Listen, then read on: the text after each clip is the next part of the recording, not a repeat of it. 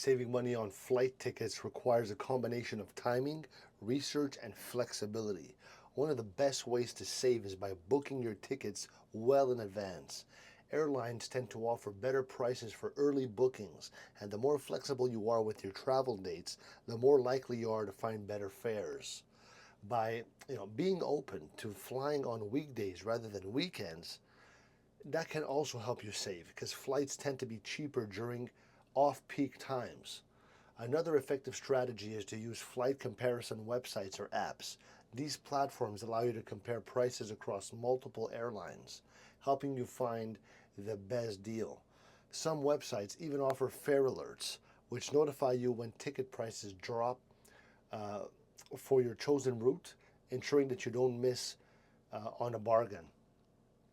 Consider flying with budget airlines, which often offers lower fares than full service carriers.